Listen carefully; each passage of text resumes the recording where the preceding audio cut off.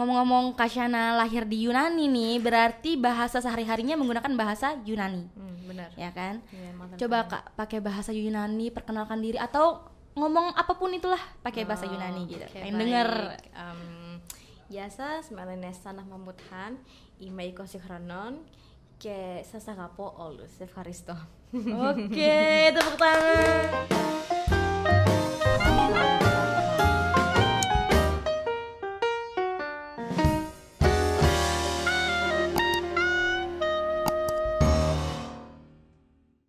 Welcome back to podcast Teknokrat. Hai Sobat Sang Juara, kembali lagi bersama gua Dea yang akan ngebawa podcast kali ini sampai podcast ini selesai pokoknya ya. Jangan pernah bosen dengan Dea, karena kok setiap hari podcast Dea terus ini kan ya. Nah kali ini kita kita udah kedatangan tamu. Berprestasi pun iya, cantik pun iya, pokoknya jangan diragukan lagi kualitas yang ia punya ya. Ada Kasyana Mahmudhan. Hai Dea. Kita santai aja kayak ngobrolnya ya, karena aku sebenarnya rada grogi gitu untuk podcast bareng Kasyana. Kok bisa insecure kah? Iya insecure. Aku lebih insecure loh sama kamu, Nari. Pokoknya ya. Halo Kasyana, apa kabar? Alhamdulillah baik. Dia apa kabar? Alhamdulillah, aku ditanya ya. Biasanya aku gak pernah ditanya sama bintang tamu. Buat kalian yang bintang tamu kemarin lihat Kasyana nanya kan? Aku perhatian sama kamu. Oke, kayaknya udah gak butuh cowok lagi sih kayaknya aku ya. Gak butuh ya. Iya. Oke, nah Kak, perkenalkan diri dulu aja nih. Mungkin ada mahasiswa di luar sana yang belum kenal sama Kasyana nih. Silakan Kak. Oke, thank you Dea. Halo, perkenalkan nama saya Sana Mahmudhan. Usia saya 20 tahun dan saya adalah mahasiswi sastra Inggris Universitas Teknokrat Indonesia angkatan 2018. Saya lahir di Yunani, Athena, dan sekarang saya tinggal di warung nongkrong. Oke. Kalau mau tahu kosan saya tepatnya nih ya, ini tuh warung nongkrong, sebelahnya ada gerbang hitam di situ. Kalau mau ngekos ngomong ke saya, biar nanti ibu kosnya bangga. Dan pasti dapat potongan pasti Kasyana ya. Oke. By the way, Kak Syana ternyata lahirnya di Yunani ya, kayak blasteran dong kayak. Pantesan aku tuh kalau ngeliat muka Kak Syana kok kayak beda ya, kayak nggak kayak bener-bener pure orang Indonesia gitu kan. Kayak alien bedanya. Enggak dong, alien mah sebelah situ tuh. Sorry Kak Robin, bukannya menyinggung. Oke, Kasyana lahir di Yunani, berarti di Yunani ini dari lahir sampai SD, SMP, SMA? Sampai SD. SD kelas? SD sampai lulus SD. Sampai lulus SD. Abis kehidupannya memang childhoodnya di Yunani. Oke. Kalau ngomong sama Kasyana tuh kayak harus mix dengan English ya. Ini tuh pengaruh dari sastra Inggris loh. Karena kita daily pakai bahasa Inggris loh di Teknokrat. Ngomong sekalian. Iya, ya kan? Iya. Nah, Kasyana gimana nih waktu kecilnya Kasyana di Yunani, kegiatannya sebenarnya beda nggak sih kegiatan kalau anak-anak di sini nih, kalau Indonesia nih pastinya kalau sore main gundu ya, ya, main layang-layangan. Apa itu gundu deh? Kelereng, tau nggak? Ya? Aku dari kemarin ngomong gundu gak ada yang kenal gundu itu apa. Kelereng, gundu bahasa Jawa loh Kak, kalau nggak salah ya ini ya. Main layang-layangan, main karet. Nah kalau Kasyana di sana tuh sama aja nggak sih Kak? Perbedaan mendasarnya itu ya, Yunani itu pada saat aku masih kecil tuh negara maju. Jadi banyak banget pendatang dari berbagai negara, termasuk aku. Aku tuh bukan blasteran Yunani, tapi blasteran Pakistan Indonesia. Bapa aku orang Pakistan, mama aku orang Jawa. Jadi kita di sana itu sebagai pendatang gitu. Dan hard story-nya itu sometimes itu ada kayak semacam rasisme. Tapi untungnya di kelas aku sih yang isinya cuma satu orang Yunani ya.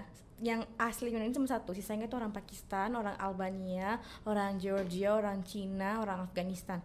Yang memang orang Yunaninya dikit gitu. Di kelas itu dari kecil itu kita diajarin critical thinking. Dari kelas 1 SD itu nggak ada yang pelajaran menghafalkan gitu, nggak ada. Lebih ke ditanya pendapat gitu, kayak bagaimana pendapat adik-adik, nggak ada adik-adik sih bahasa Yunani ya. Pokoknya bagaimana pendapat kalian tentang permasalahan-permasalahan di sekitar kita gitu. Contohnya ya tentang rasisme itu, kayak kalian sebagai pendatang dari luar negeri pernah nggak sih ngerasain kayak dirasisin gitu atau gimana? Dan kita tuh cerita gitu, dari situ tuh kita critical thinking itu ya apa ya, bekerja lah ya, berkembang di situ. Seru sih memang, cuman perbedaannya dengan Indonesia karena kan aku orang Islam ya, kurang bebas untuk beribadahnya karena belum adanya Islam beribadah ya. Islamofobia gitu sih. Tapi overall seru sih. Seru ya. Iya. Sebenarnya aku juga pengen sih tinggal di luar negeri, tapi kayaknya nggak cocok deh ya. Boleh coba. Aku orang perumpung sini lah kayaknya ya. Oke, jadi berarti emang bukan hal yang baru lagi ya, kayak namanya bullying ya di sana itu ya. Apalagi di film tuh pasti selalu aku ngeliat kalau ada orang yang beda sedikit, entah dari bener banget kulit dia atau misalkan pendatang pun bisa aja ya dibullying oleh orang sana ya misalnya. Apalagi gini, justru ada sebuah fakta lucu ya, fakta menarik sih malahan. Justru ketika wajah kita tuh lebih dominan ke Indonesia itu malah lebih aman karena orang Indonesia, orang Asia itu Asia yang ke Indonesia itu lebih dikenal sebagai orang yang baik, orang yang gak bikin masalah. Tapi kalau udah mukanya tuh ke Pakistanan, India, Arab, ada deh, udah stigmanya tuh jelek. Oke, say goodbye. Dan muka aku tuh, kalau aku tuh bilangnya ke orang-orang, saya orang Indonesia. Masa sih kamu tuh lebih ke orang Pakistan? Nah, terus di Yunani itu ada semacam sebutan itu Yiftos namanya. Yiftos itu tuh sebenarnya suku India, namun mereka tuh tidak memiliki tempat tinggal, jadi tuh kayak bahasa kasarnya gembel lah gitu. Jadi kayak pernah gitu lagi makan di restoran sama adik aku sama keluarga, terus ada anak-anak kayak asli Yunani mungkin ya, terus kayak ngomong gitu, ini 3 anak ini Yiftos loh, terus kita sakit banget sih gitu kayak mulut lo jahat banget, pedas. Asli pernah ngerasain rasisme. Ngomong-ngomong Kasyana lahir di Yunani nih, berarti bahasa sehari-harinya menggunakan bahasa Yunani. Benar. Ya kan? Coba Kak pakai bahasa Yunani, perkenalkan diri atau ngomong apapun itulah pakai bahasa Yunani gitu. Pengen denger. Yasa smelene sanah mamuthan, imei kosikhronon, ke sasagapo olus Evharisto. Oke, tepuk tangan. Ngerti nggak tuh yang di belakang apa itu ngomong? Apa itu? Coba Kak terjemahkan di Indonesianya. Simple sih, perkenalan nama. Halo, nama saya Sana Melene. Coba dia bisa nggak? Melene Dea gitu. Melene Dea. Iya. Aku bisa bahasa Yunani. Coba Melene Dea. Melene Dea.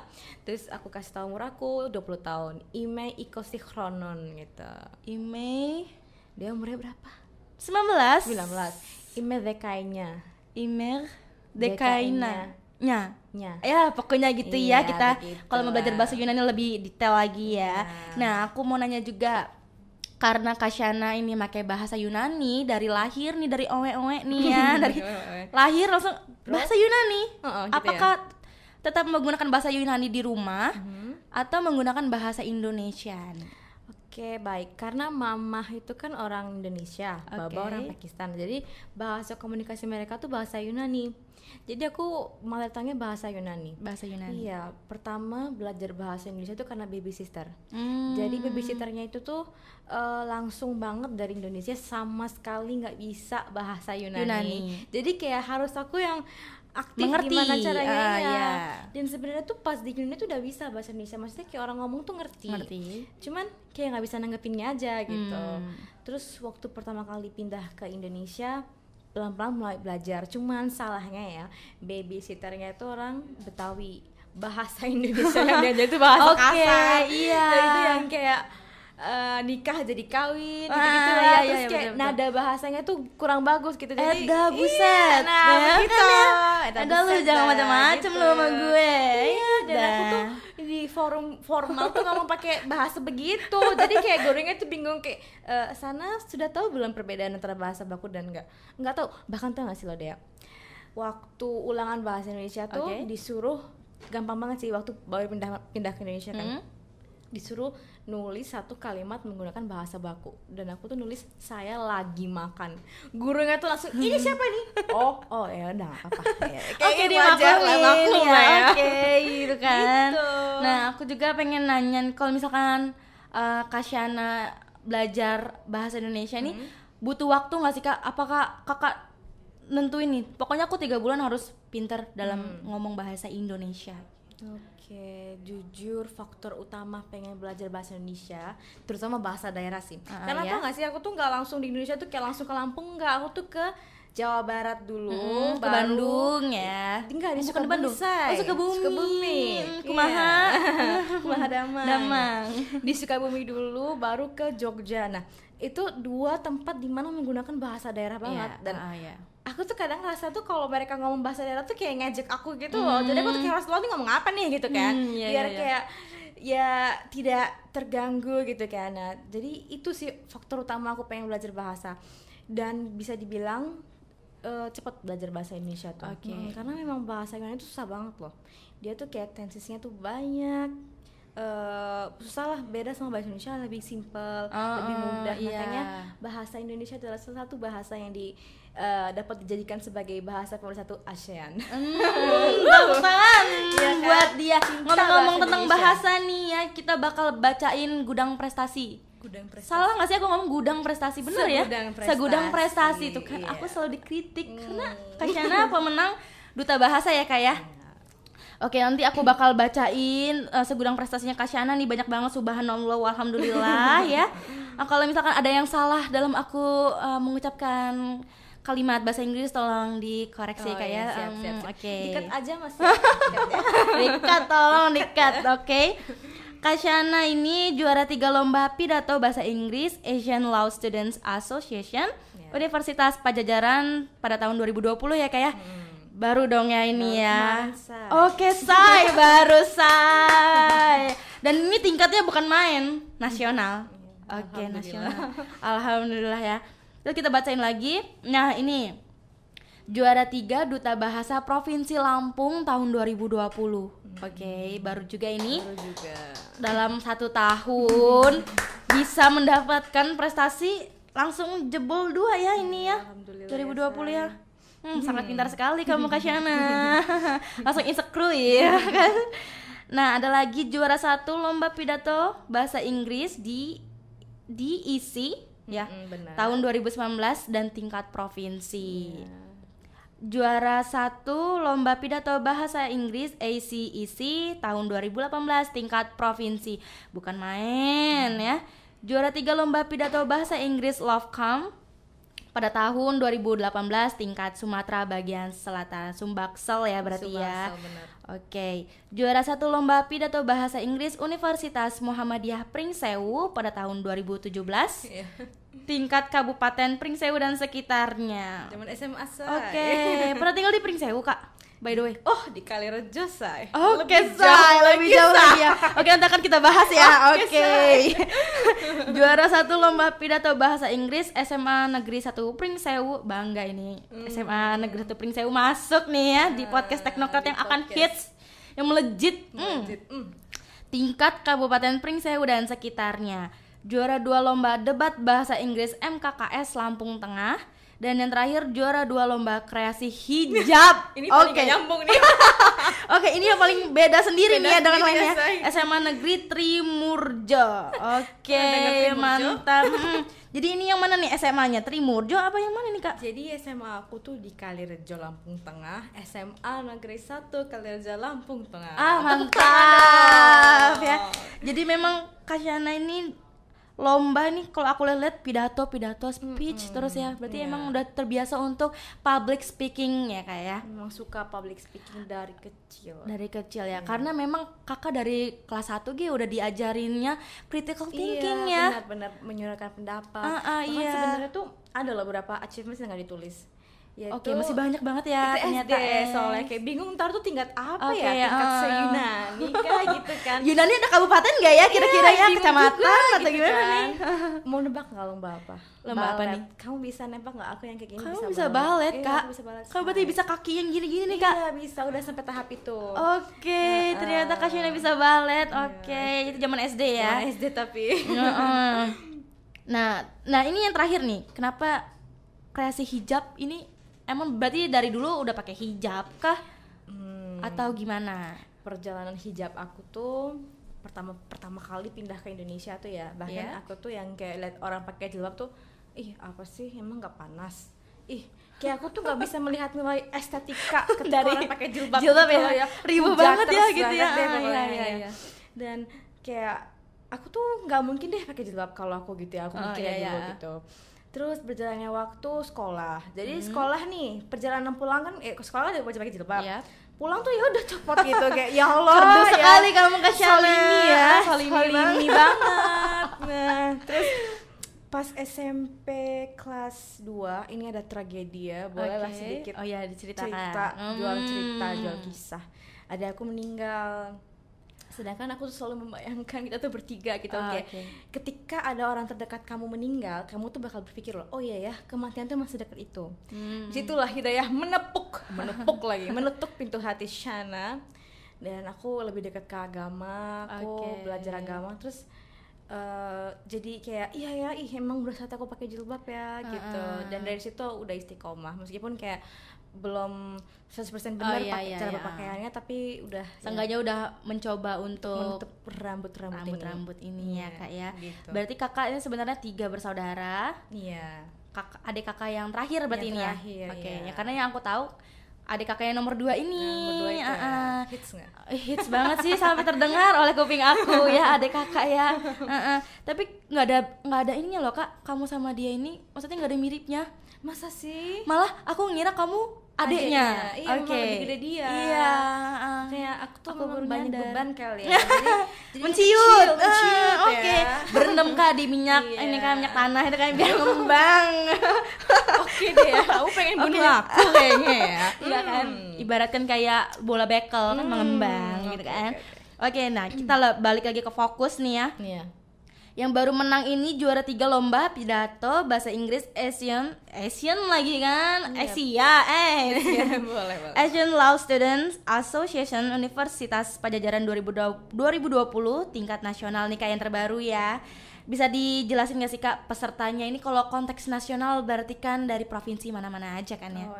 Pesertanya itu siapa aja kak? Dari mana gitu kota-kotanya? Pesertanya itu dari prodi dan jurusan hukum ya, karena ini Asian Law. Sedangkan saya sastra Inggris. Promosi di sastra Inggris Teknokrat, kalian tidak hanya belajar mengenai sastra, tapi mengenai berbagai topik. Sampai saya pun bisa ikut lomba law student ya. Terus? Jadi dari Universitas Indonesia, dari mana lagi ya? Dari Universitas Erlangga, pokoknya di berbagai universitas ternama di Indonesia gitu ya. Dan memang perlombaannya seru banget sih, meskipun daring karena ada COVID-19. Tapi tetap kerasa gitu loh bahwa gila sih, dari openingnya aja tuh ya, kayak kan dari final announcementnya itu, pengumumannya itu kan kita kumpul bareng-bareng tuh di Zoom gitu, dan mereka tuh bisa ngebuat sesuatu tuh seakan-akan memang ini Unpad nih yang ngadain lomba gitu kan. Dan luar biasa deh pokoknya pengalamannya, dan jujur nggak nyangka sih. Karena bisa menang kurang ya. Persiapan kurang aja kamu udah hasilnya segini kak, apalagi kamu berbulan-bulan bertahun-tahun. Harapannya ya ampun. By the way nih, persiapannya berapa bulan? Berapa minggu? Hari. Demi jadi, apa? Jadi ini ya ada sebuah cerita nih ya. Jadi sempat salah informasi. Nah biasanya itu kan lomba itu kan seminggu sebelum take video lah gitu, dikasih tahu tentang tema yang akan buat pidato gitu kan. Ini tuh nggak ada gitu, dan kayak besok tuh udah pengumpulan video gitu. Nah, saya nanya sama panitia, maaf mbak, kok belum ada informasi ini ya, tema ya? Udah kok kak. Mati lah gue. Jadi kayak bener-bener cuma punya 2 hari, tapi ternyata tuh kesalahan dari panitia. Akhirnya dikasih 2 hari tambahan lah. Kak nggak apa-apa kak, nanti ngumpulnya tanggal sekian. Jadi kayak cuma punya 3 hari buat bikin speech. Buat speech itu benar-benar otak Kasyana sendiri ngerangkai? Iya benar. Nanti baru dikoreksi oleh dosen-dosen tercinta kita. Mantap. Tanpa dosen mah kita apa ya say? Ya ampun gitu. Berarti IQ kakak ini sangat-sangat lah buat speech ya kan. Nih terus kalau misalkan kakak udah buat speech nih ya, tim dosen yang ngoreksi ini siapa sih kak? Berarti bagus banget dong dosen ini. Of course Mr. Yogi tercinta. Yang ngajarin dari awal sampai akhir, kayak yang aduh sir nggak bisa sir, nanti Mr. Yogi tuh bisa gitu. Ya. Nggak ada yang nggak bisa Shana gitu kayak kan. Gitu pokoknya kayak aduh sir, nangisnya tuh ke Mr. Yogi, of course Mr. Atan, Miss Dian, kalau tim yang memang ngajarin kami gitu. kalau secara teknisnya nih Kak, Kakak ngebuat video, kumpul, langsung penjurian kah atau maksudnya butuh berapa hari nih untuk menangnya gitu? Jadi pengumumannya. Kan sudah jadi videonya ya. Nah, lalu itu dikumpul dan setelah 2 hari baru pengumuman. Bukan pengumuman sih. Final round. Lagi. Enggak sih. Apa tuh namanya? Final announcement. Jadi kayak apa tuh namanya? Proses penutupan acara gitu ya. Dan di situ pengumuman. Nah, aku jujur ya, aku tuh kayak not really pede bakal menang gitu kan. Jadi aku ngejar target kategori favorit itu kan dari likes kan. Jadi sehari sebelum lomba tuh buru-buru semua DM semua orang termasuk kamu kan. Aku langsung nge-share loh, langsung follow, like gini kan. Biar harus dengan dapat lah apa gitu kan. Nah, terus akhirnya waktu pengumuman aku udah kayak ya udah gak kaget lah, pasti gue favorit kan. Nah, kadang lihat likes juga paling banyak ya. Nah, terus sudah tuh juara the champion of favorite winner Alsa LC Unpad 2020 and the winner is Salma Utano ya, udah biasa aja. Nah, setelah itu gue tuh udah pikir ya gak mungkin lah gue gitu kan. Nah, aku tuh makan kayak udahlah santai aja sebelumnya tiba-tiba nggak stres lah ya. And the third winner is Salma Utano. Udah gak sabar pengen ngechat Mr. Yogi aku menang. Mr. Yogi tolong gitu. Aku kira lagi pas denger Kak Andi juara 1 kan, gila Kak Andi itu gue gini pas setelahnya tuh kayak ya agak pada amat, gue kan seneng ya. Terus gitu ya. Oke, mantap. Ternyata berarti Kak Andi itu juara pertama ya? Iya, juara pertama. Oke, berarti Teknokrat ngebawa 2 piala dong kayak 3 mantap. 3 bukan 3 siapa ya? 3 penghargaan. 3 penghargaan ya. Favorite speech, third winner sama first winner newscasting. Favorite speech tuh kamu? Iya. Oke, berarti kamu bawa 2 penghargaan ya. Oh, tepuk tangan buat Kak Shana. Benar-benar Kak Shana ini bisa membimbingkan Teknokrat gini ya. Karena nama Kak Shana ini sebenarnya udah terdengar. Bahkan aku dari kelas 1 emang aku SMA semester 1 dari semester 1 aku tuh sebenarnya pengen masuk sastra Inggris. Tapi gini Kak, aku pengen masuk sastra Inggris nih kurang confident aja dengan Inggris aku kan. Ya takutnya aku masuk aku ongo gitu. Mereka menggunakan bahasa Inggris sedangkan aku sebenarnya belum bisa banget buat pakai bahasa Inggris kan. Makanya aku ngambil aman aja deh, dan di manajemen juga aku ada basicnya juga kan. Oke, aku ngambil manajemen lagi. Nah, sebenarnya kalau di sastra Inggris ini sebenarnya kalau anak-anak yang belum bisa berbahasa Inggris benar-benar aktif gitu, masih pasif gitu kan. Sebenarnya masih bisa nggak sih Kak buat masuk? Kalau menurut aku pribadi ya, yang masuk di sastra Inggris dan bakal bertahan itu yang memang punya passion aja sih. Kalau untuk bisa apa enggaknya tuh nanti, karena memang pelatihannya tuh setiap hari pakai bahasa Inggris, dosen-dosennya berkualitas, dan kalau kamu dengar dosen-dosen aku tuh ya, accentnya British, American, semuanya tuh bener-bener kayak jadi itu tuh pasti tertular ke mahasiswanya juga kan. Nah, jadi kalau emang udah ada passion ke bahasa Inggris, memang senang bahasa Inggris, masuklah di sastra Inggris gitu, jangan takut gitu. Dan jujur ya, aku lihat kamu juga kayak iya ya, Dea nih kayaknya bahasa Inggrisnya bagus deh gitu. Tapi gak apa-apa, di manajemen juga ada bahasa Inggris kan? Ada sih. Di Teknokrat memang bahasa Inggris sama skill computing kan diajarin banget kan. Ya jadi nggak rugi gitu. Jadi jangan takut gitu kayak aduh harus ahli banget kan bahasa sastra Inggris, enggak juga. Ahli itu proses, karena memang pelajarannya, proses ngajar dosennya, materinya, dan bener-bener yang kayak apa ya, standarnya tuh internasional gitu. Iya, karena kan daily-nya aja pakai bahasa Inggris ya kayak. Jadi buat mereka-mereka yang mau masuk Teknokrat nih atau tahun depan nih kan mau masuk sastra Inggris, kalau misalkan belum ada basicnya buat ngomong bahasa Inggris, belum ada, aduh takut nih gue masuk sastra Inggris nanti gue nggak bisa ngomong bahasa Inggris, gue kayak orang ongo, nanti gue tersingkirkan gitu kan. Masuk aja dulu, namanya ahli kan berproses ya kayak. Bener sekali. Oke. Nih Kak, aku juga pengen nanya, kalau di sastra Inggris ini jurusannya ini kayak ngapain aja sih Kak? Aku pernah dengar namanya apa sih yang drama-drama itu. Oh iya. Terus apalagi pokoknya lah, apa aja kegiatannya tuh di jurusannya? Jadi emang seru banget sih. Ada sisi kayak lo tuh have fun tapi tetap dengan belajar ya. Ada juga sisi lo tuh kayak kamu tuh jadi kayak seseorang yang sangat apa ya, intelektual yang harus menggunakan otak banget gitu. Jadi itu ya kalau pembagian diriku sendiri ya di drama itu yang kayak kamu jadi orang yang harus berjiwa seni. Di pelajaran poetry gitu, puisi kayak gimana caranya kamu tuh berseni, kamu tuh punya affection gitu. Dan giliran masuk ke linguistik, terus apalagi tuh, kok lupa lah gimana kamu sih jurusannya lo, aduh saking udah kebanyakan jam terbang sampai lupa nih kan. Ya udah, kalau masuk linguistik, grammar dan sebagainya tuh kamu lebih ke menggunakan otak dan logika gitu. Kanan kiri tuh kayak kepake banget gitu. Jadi memang apa ya, pengalamannya banyak gitu kalau masuk sastra Inggris. Nggak cuman kan orang takutnya ngebayanginnya sastra Inggris tuh cuman jadi penulis puisi kan. Enggak, say, kita tuh ada logikanya juga, ada yang kayak menggunakan akal, critical thinking itu dipakai banget di sastra Inggris, seperti pelajaran speaking. Itu pelajaran favorit aku sih. Pantesan sih kakak mempunyai speakingnya yang public speakingnya yang jempol. Karena aku pokoknya selama di karena kita satu UKM juga, satu UKM juga. Jadi Kak Shana ini memang yang selalu dipuji untuk public speakingnya, dan terutama untuk aku kayak jadi pacuan motivasi aku loh, kayak gue harus bisa nih jadi Shana gitu ya. Hate jadinya. Enggak dong. Enggak, aku enggak nge-hate, aku enggak suka nge-hate. Paling aku yang di-hate oleh orang lain kan ya. Curcol say. Jadi kayak memang Kak Shana ini sebagai pacuan juga sih bagi teman-teman yang lainnya juga kan, karena public speakingnya dari aku kalau ngomong suka gitu ya. Dari cara ngomongnya juga tertata rapi dari A ke Z, itu kayaknya dari otak ini langsung ada nih. Oke, gue mau ngomong ini, kata-katanya harus disusun rapi seperti ini. Nah, aku tuh pengen tanya nih, kakak nih sebenarnya kalau public speaking itu tuh sebenarnya kayak gitu nggak sih kak? Apa yaudah gue ngomong aja nanti juga tersusun sendiri kalimatnya?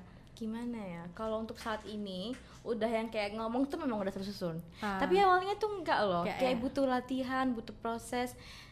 Cara paling baik itu yaitu dengan banyak baca, karena kan kalau baca kita dapat vocabulary baru. Terus kayak susunan kalimat, susunan kalimat tuh kayak begini ya. Sama banyak-banyak dengerin podcast, salah satu contohnya ya, dengerin talk show. Jadinya kita tahu cara nyusun kalimat tuh kayak gini ya gitu. Sama aku setuju banget sama statement Dea. Kayak ketika ngeliat orang lain yang lebih bagus, bukannya kita tuh jadi insecure, jadinya pacuan gitu. Kayak justru dia bisa begitu, berarti saya juga bisa dong. Seperti itu, bukan malah yang kayak aduh kok dia begini, aku semakin insecure. Bener banget, setuju banget. Mantap. By the way nih, kakak Shana ikut UKM tadi kan TSC sama Duta. Selain itu nggak ada ikut UKM lagi ya kak ya? Nggak ada, udah dua itu udah bikin semangat. Semangat hidup. Mau capek enggak sih? Capek positif. Kalau di TIC nih kak, aku pengen tahu ngapain aja kegiatannya. Jadi ya, 2 UKM aku tuh bener-bener membantu aku buat proses belajar sehingga nanti aku lulus tuh udah bisa kerja.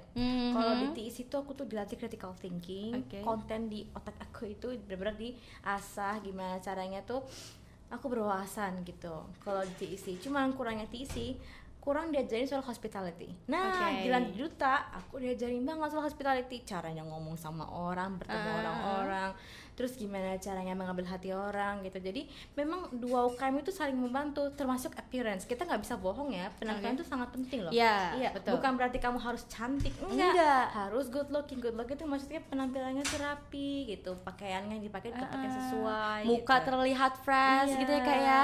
Jadi nggak suntuk gitu orang-orang melihat kalian gitu. Mungkin itu sebuah kewajiban yang memang kita harus terapkan, karena ya we care about our life, we care about our appearance gitu loh. Jadi kayak bukan berarti harus cantik sesuai standar yang nggak masuk akal. Kita anti standar semua warna kulit itu cantik gitu semua ya. Semua bentuk muka, bentuk badan gitu.